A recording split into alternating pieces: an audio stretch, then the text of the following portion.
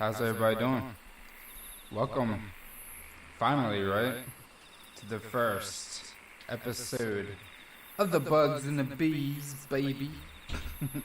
So anyway, in the light of Mother's Day,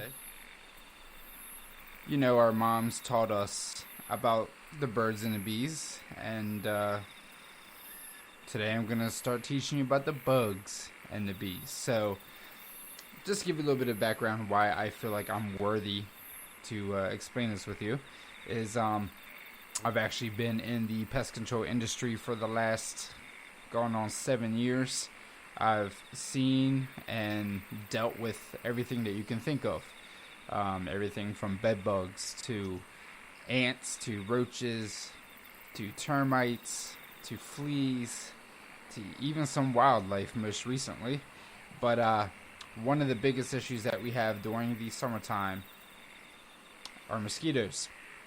They're already out. The current company that I actually work for have already begun treating for them. We actually started a month early just because of the fact that the winter was as mild as it was. We didn't have much of a cold winter at all. Maybe one decent snowstorm here up in the Northeast.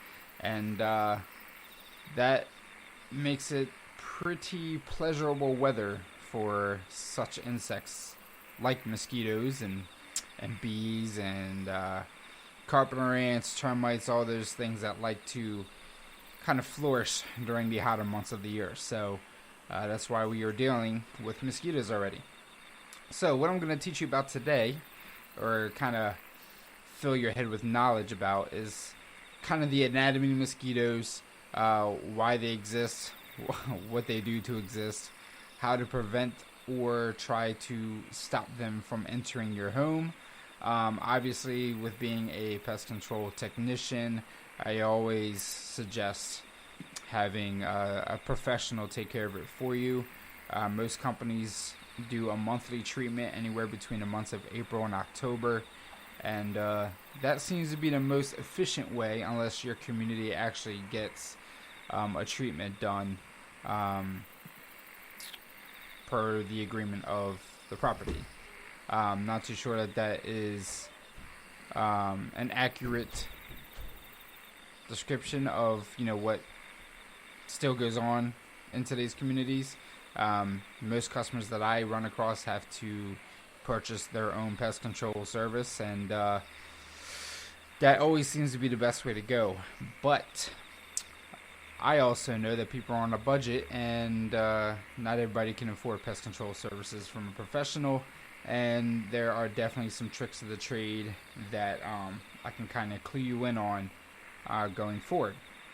With that being said, I do want to kind of break down mosquitoes, their feeding habits, life cycle, and kind of get into how we can try and prevent from them interrupting our outside gatherings. I'm sure a lot of people, with it being a nice day today, are out celebrating Mother's Day, maybe doing a little barbecue. It's a little too cool yet for the pool to be open, but before you know it, Memorial's Day will be here, and that's really when summer kind of kicks in the swing. So pretty soon kids will be out of school, and we'll be enjoying those summer vacations. So the life cycle of a mosquito is pretty extensive. Obviously, everything starts out as an egg. They end up developing into a larvae. The eggs, this is why there's so many mosquitoes. Just in one birthing, you're looking anywhere between 100 to 300 eggs at one time by one mosquito. And those end up taking place closer to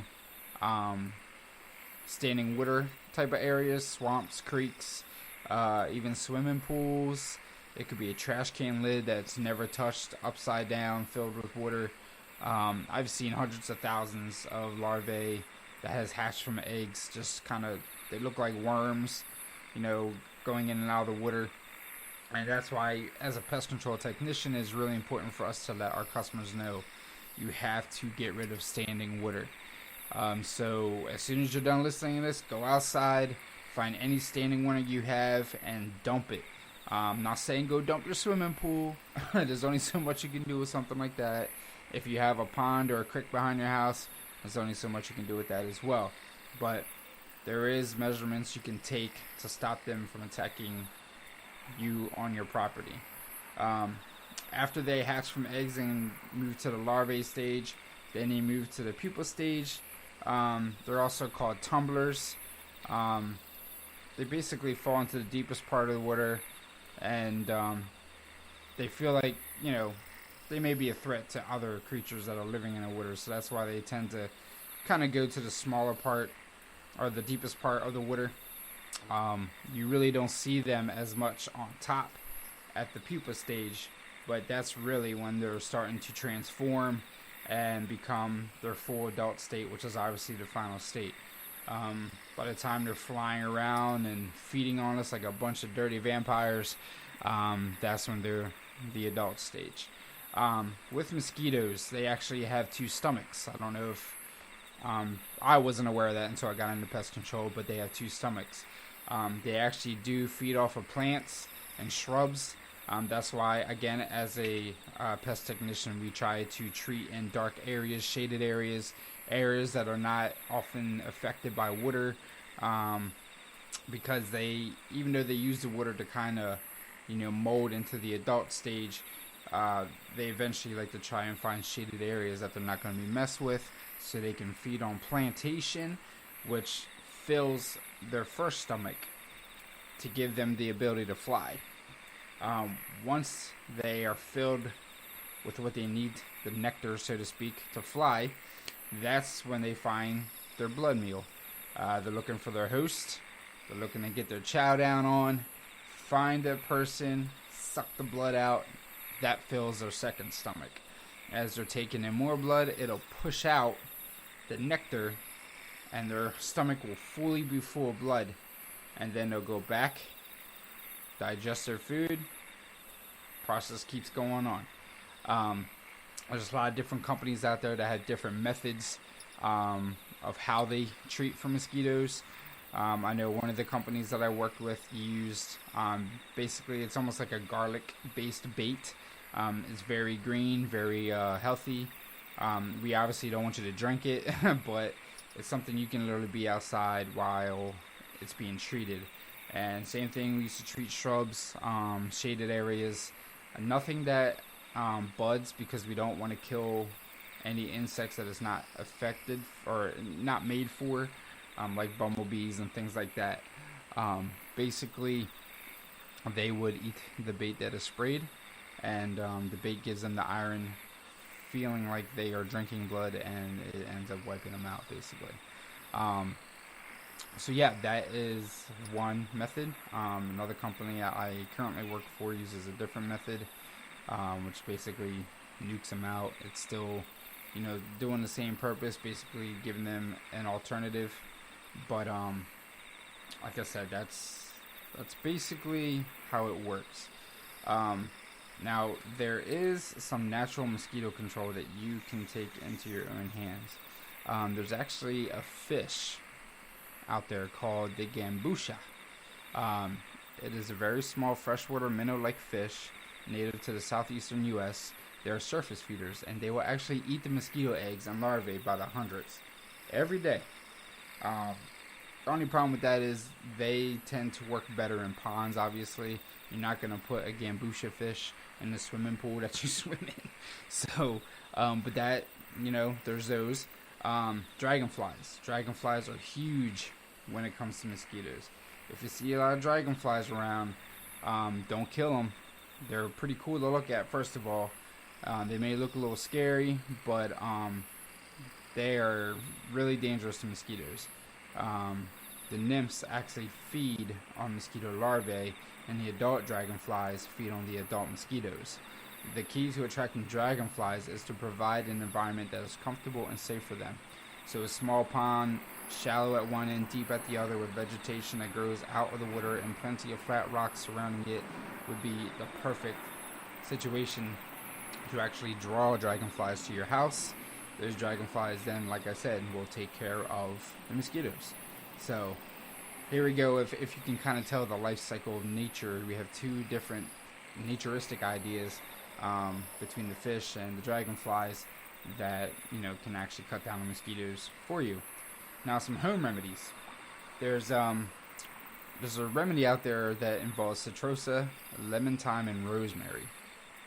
These are several plants reportedly that contain the oil that actually repels mosquitoes.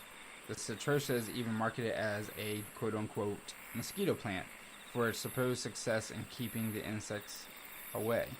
However, the problem is with using the plants to repel the mosquitoes is that the oil is not naturally released into the air. The leaves must be crushed before the oil is released. Even then, it doesn't spread very far. That doesn't mean that these plants don't have their place in helping combat mosquito control. And actually, many of them have a really pleasant smell and can be planted in high traffic areas in the yard, especially around like your patio, your deck, your rear door, things like that. So why not? It'll definitely help. Obviously, there's the citronella candles. They do okay. Obviously, the more expensive ones tend to be the best. If you go to Dollar Tree and buy citronella candles, it doesn't necessarily mean that they're going to be all that great, but they may help somewhat. A lot of people just rely on mosquito spray. Spray is okay. It's kind of a layer. I mean, eventually it's just going to evaporate. It's not really going to do a whole lot. Obviously, they suggest staying indoors if you're allergic or you really don't want to be outside, but who doesn't want to be outside during the summer and springtime? The most common mosquito species prefer to feed around dusk and dawn, and then even 2 to 3 hours after dark. So you will tend to get bit a little bit more, if you're outside when the street lights are on, so to speak. So really make sure you watch your kids with that. Some species feed during the day and are aggressive biters. Obviously, we do know that they do carry Lyme disease and many others. You just have to really, really pay attention to, the areas that are really heavily populated with mosquitoes. Wearing light, loose clothing. One way mosquitoes select prey is by homing in on the heat produced by warm-blooded bodies. So dark-colored clothing traps or heat. They trap heat, wearing dark stuff outside. We know that just from wearing black if you're out playing sports or something, that you tend to sweat and get a little bit more hydrated. So try to stay away from really tight, dark clothing. That actually helps. Mosquitoes also have photosensitive eyes that can detect bright colors, and looser clothing makes it more difficult for mosquitoes to penetrate the skin. So keep that in mind when you're dressing yourself and the kids going outside. Try to also avoid scented bath products. Although the reasons aren't clear, mosquitoes seem to be very attracted to fragrances used in such things like shampoos, colognes, body washes, perfumes, even body lotions. Not every product or scent will attract them, but many do. So it's best if you're going to be in a heavily populated mosquito area. I really don't think people are going to care what you smell like. Just, if you want to make sure you don't get bit, that's the best thing you can do. Using mosquito nets and, the sprays, like I was telling you, they can tend to help a little bit, but you just got to be careful with what you spray on your skin, you know what I mean? You don't know how your skin's going to react. Most of their feeding habits, like I said, the female mosquitoes bite because they need protein that's found in our blood to help develop their eggs. The male mosquito, he's just basically trying to get his grub on. So you're kind of screwed regardless when it comes to males, but they choose their targets through a combination of smell, heat, and visual cues.